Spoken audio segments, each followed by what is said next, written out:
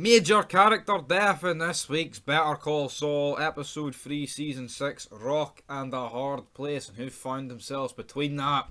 It was none other than your big man, Nacho. But before we get there, we kick off with one of the shittest opening scenes I've ever seen. I mean, not even the shittest, they just drag the arse out of this. Like, it pans through the desert for what seems about 5 minutes. Just to get a blue flower with some rain coming in. And then there was a bit of glass, which of course gets used later on. But, like, it doesn't even, like...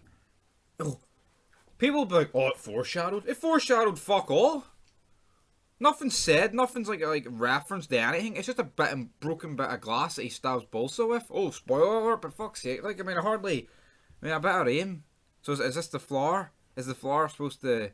Is the flower grown from his blood sinking into the soil or something? Or is it because all that dirt he had on him, it's fucking thing? But anyway, guys, right, before we get into all the Nacho stuff, we're going to wrap up the Jimmy and Kim stuff. Right, so, essentially, the woman at the courthouse basically confronts Kim, says that De Guzman, who Jimmy helped get off with $7 million worth of what, bond or whatever, Aye. bail, is in fact Lalo Salamanca, and if she can get Jimmy to talk, she'll make sure Jimmy gets no harm done if he rats on the cartel. Then Kim proceeds to tell Jimmy promise this. she can't make, to be fair.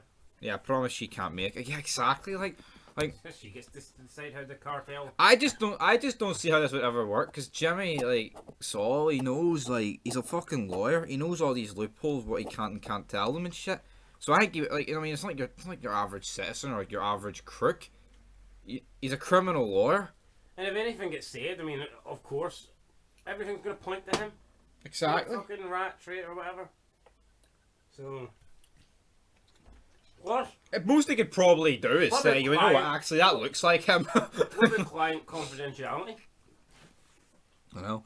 But they were talking about that getting thrown out the window. Meanwhile, though, also with Jimmy and Kim this episode, they managed to get Hard's keys from his car. A new pair made so they can have access We've to seen an his appearance car. for Yule. He bumps into the car chauffeur, steals his keys. There's some key maker on the spot, and he makes a new set in like a minute. Then Yule leaves the set that he stole underneath the car, and the guy comes back down and finds it. I mean, All this hassle for what? They make Hard look like a dickhead. you know, I'm not trying to ruin his career or What's I'm saying? make him look like a dick. It's not really the same thing, is it? Yeah, well, they're going to make him look like a dickhead, and he's going to they're going to ruin his career. Piss off. Ruin his Making career someone, they're trying to fucking ruin his life, right? for no reason, like. They're not trying to make him look like a dickhead. Making someone look like a dickhead would be like... A wee prank. Well, they kind of are at the same time. Like, we've seen him in the make first 2 episodes running about like a retard with a jump. That would be like if someone hosted a 50th... Fucking shut your face, right? I know what you refute. I'm done. No, you go on there, but you No, go no, on there. You go on there, but Hard. No. You go on there, but Hard. Alright, big Hard, I'm trying to man. make a big Stevie McKinley reference, but nah, you ruined it, so you know what? Carry on. You carry on. Right, anyway, right, let's scrap this pish. We've 10 episodes left this season, and nobody gives a fuck about this. My point is, looking like a dick would be like leaving first in your 50th fucking birthday celebration, right? After everyone put in effort. Aye, well, it's not quite bloody ruining someowould career. Alright, so what? I made a bit of banter at it, man. You've took it to heart like you're fucking Hard himself. I would go out on a limb here and say that I think. Yes, right. They're trying to do more than make him look like a dick. Right, no, right. They're ruining his career, right, by doing multiple things, right? But at the same time, they're making him look like a dick. I'm not saying that's their sole purpose. They're trying to ruin his career. That's the sole purpose. I mean, but people probably think he's a dick anyway. Yes, but they're making him look. No, I He's got don't more even money- mean he's that. got more- I mean, they're making him look like a He's retard. got more money than me, so I think he's a dick. Right, no, see, before we have a World War III here over Hard, Jimmy, and Kim, and the rest of the Job Squad. Let's move on to the stuff that actually matters. This This part of episode. the story doesn't interest me whatsoever. Yeah, I mean, this would probably get a 1 out of 10, like, if we're factoring this shit in. But the stuff that was no bad with Nacho hiding through the cousins' car. He comes to a halt. He hides in an oil tanker, with the presume that's what it looked like. Like, but even this was dragged out. I mean, it's like, the stealth's good and all this, like, hiding shit. Like, oh, tense heartbeat and shit, you know? But when everything else in the episode is slow as fuck, you don't appreciate the moments that are supposed to be good slow. That's just that's the vibes I'm getting. But he hides in the oil, and he manages to escape them, doesn't he? He does, aye. Aye. Cousin pops his head into the oil tanker, but you can't see him because he's underneath. You know, probably they assume he's no man. But anyway, Nacho, he meets this mechanic dude, he washes himself down. Basically, it looks like he was going to give him a job or something. Or I think he just gave him mechanical for all. But then he basically pays him. And then Nacho makes a phone call to his dad. Adios, man. Adios. Then he makes another phone call to Mike and the gang and basically makes a deal. If you don't kill my dad, I'll hand myself in and give them the story you want. Yeah. That's bullshit. I mean, he just wasted 2 episodes trying to get fucking back into the country. And for what? He done better off going on the run. I know. If Nacho goes on the run and doesn't get caught, fuck all's going to happen to his dad. In my opinion, like. That's it. But yeah, he returns to the States in the back For of a what? truck. I mean, even this scene was dragged out. I didn't like. He returns. He puts in all that effort to escape the cousins, escape Mexico, but get back into the States just to essentially hand himself over and say, "Yeah, I'll take one. I'll take one for the team that fucking betrayed me." Absolutely brilliant. Yeah, and then basically he gets battered to a pulp to make it look like the caption. But this is stupid, right? So the cousins and the Salamancas and that cartel were on his tail in Mexico, but yet they're supposed to believe that Gus's crew... Literally right behind them. And Gus's crew caught him, what, in fucking Albuquerque? It makes no sense. They weren't even on the fucking lookout for him. And once he got into America, he could have been anywhere. I mean, literally with flights and everything. I think Mexico's a bit different. You have to fucking cross the border to get back in, but... Once you get into America, like, you should be lost. Yeah, he somehow... And the only thing lost is us, but basically Gus gives it to him, right? You'll tell both the truth, there'll be no torturing, and then you'll run and you'll take a bullet in the back of the head, courtesy of Victor. You'll be zip-tied. I mean, I'm not saying Victor's, like, the pishest character to ever grace television here, but... I mean, he just doesn't seem like the guy that should put somebody relevant down, does he? No. I mean, Victor. It's not like Jack and Victor. This is This is Victor, like, felt with a fucking K. Victor and that other fucking... What's the black guy called? Tyrus or something. Tyrus, And Mike decides, well, you know what? I can't be there, but I'm going to watch for a distance. I mean, he could use he could have used binoculars, but he went with a sniper. I know he's like, realistically, like, with the Salamancas and Balsa ever going to turn on these ones? No. No, I think he had the sniper, really, so he could maybe shoot... Was he not maybe planning on going to shoot Victor? Nacho? Aye. He's No, going to shoot because then the Salamancas would be like, what the fuck? I would just compromise the whole fucking setup, I think. What was he doing then? I think he's just watching over. He kind of wanted to watch. I think that was the whole purpose of it. But yeah. Well, like you said, there's binoculars, mate. I know, but yeah. The fact they used the sniper... I think they used the sniper for the whole... Make it tense. Yes. Is Mike going to pull the trigger? Yeah. Basically, though, Mike and Nacho share, like, one last goodbye. I mean, I just didn't really... Like... Instead of sharing it...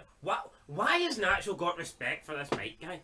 I know. Seriously, he's fucking jobbed him out. Mike, the biggest kid... I mean, he is. He's a Gus kiss-ass, man.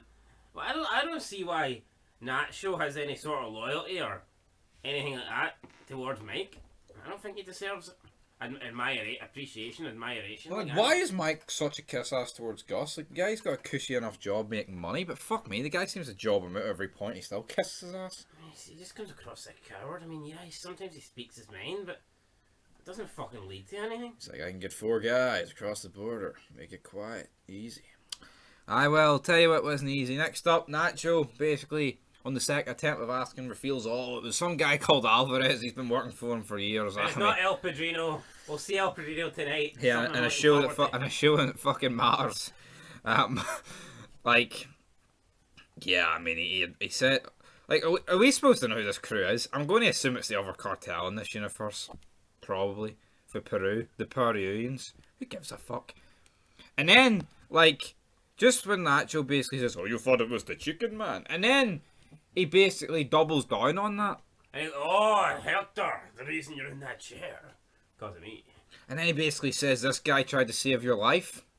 Yeah, he's making it at least too obvious, is he not? That he's Not even too obvious, like, fuck Gus.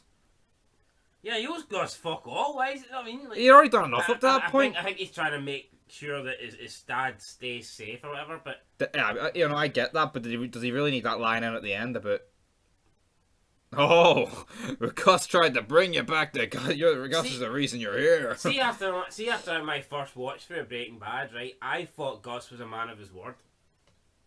But seeing a man with like integrity and shit like that, but see rewatching it, I don't really think he is. He's a sleek it bastard. Especially in this Better Call Saul, like. I mean, I always thought that Gus wouldn't have killed like innocent people. Yeah. I mean, I still go back to that fucking German guy in season 4. That just blew my mind. They kill him? What? Or they wasted so much fucking time? The fact that they killed him, but yeah, the whole thing was stupid, like, but... What a fucking waste, guys. Anyway, Nacho, basically Buddy's hacked off. This was probably the best part of the episode.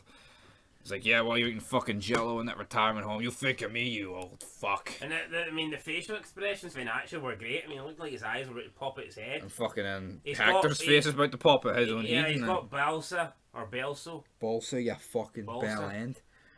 He's got Balsa by the neck. He had, like, glass. He managed to cut his cup ties. And he's got the gun pointed at Balsa. Then he turns the gun on himself, shoots himself. Unfortunately, that's it for Nacho. Shame, because one of my favourite characters in the show, but now he's gone. Nacho's no longer. And then the cousins carry over Hector Salamanca, and they give him a gun, and he shoots Nacho, who's already dead about 7 times. So yeah, so I mean, a decent ending to the episode, but where do we go from here? We then see Mike in the distance. He just packs up his sniper, he puts it in his duffel bag. Not quite Steve Blackman, but it's Mike Ermitrunk. Mike Oldman. and he walks off.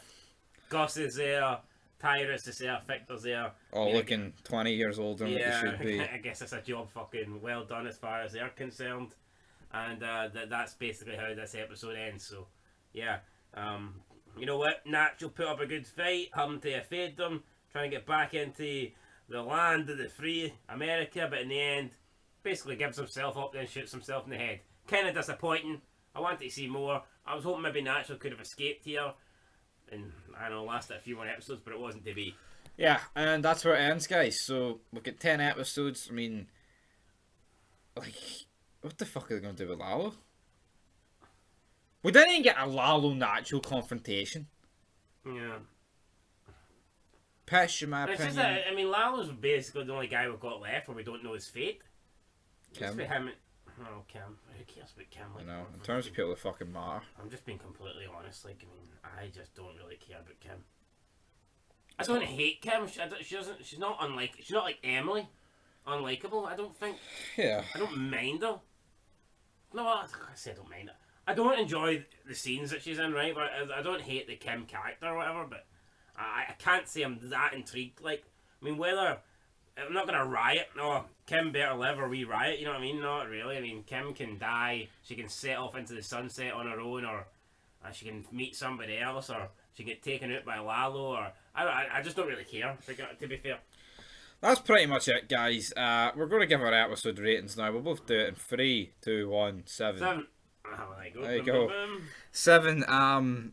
Really, the highest episode of the season so far. I would have given it an 8 if it was solely focused on like Nacho and the cousins, but that whole like 10 minutes were, I mean, it's just again Jimmy getting fucking dressed, Jimmy helping her get dressed, fixing the bow tie or whatever, then her having a sit not down. Bow tie, it's a fucking tie, mate. Bow tie.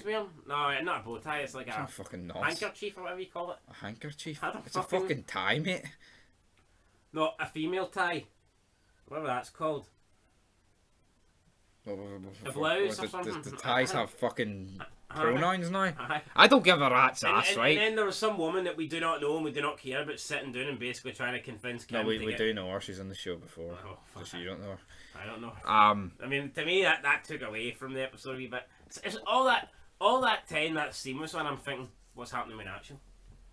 What's happening with Nacho? That's what I was thinking about. I wasn't thinking about is Saul gonna turn here on? Tell you what, guys, right? Maybe apart from the later episodes of this season, because it's the final season, but I don't think this episode will be top for a while, and it wasn't great, It was good. but it wasn't great. No, it wasn't great. Like, I mean, I'd say this was worse than mine's episode 2. Like, well, yeah, I'd say so. Like, I think maybe. See, watching back, I think maybe we underrated mine's episode 2. I think maybe it was an 8. I don't know. Who knows? We'll find it. We'll find it. Either way, guys, right? we'll find it, guys. 15-minute review here. You love it. We'll check out the promo. We'll Yeah, but do the thing is, right? This episode was better, but they've just killed off Nacho, so that means you're not going to get much more episodes like this. And probably the most interesting thing so far this season has been the Nacho scenes. Even though Easily. some fucking retard said that Nacho scenes in the last episode was the worst. But anyway, yeah. I mean, Nacho's probably had the most interesting, story arc this season, and now he's dead, so we'll see what happens. It's not looking good, I think, in my opinion, for the rest of the season. 10 episodes left. Yeah. Yeah, Nacho's dead, guys, and I don't know, it just felt a wee bit lackluster. I mean, it was still decent, but I don't know, I feel like they were missing a Lalo in there. Like, what the fuck's Lalo doing? No, I feel like, and this, you shouldn't say this, but I feel like given an episode, the way Better Call Saul is now, I feel like a 7 out of 10 is about as good as it'll get. Yeah. Like, this episode, like you said, wasn't great, it wasn't fantastic, but I don't see it being topped. That's So, it. There you go. That's it, guys. Till next time. It was 46 minutes, and if you shave off all the slowed down, you could have halved it. You could have very easily halved this. Hey, if we don't fucking finish this review, it'll also be 46 That's minutes. it, guys. 7 out of 10. Check out the Mayans tonight, and until then. Peace!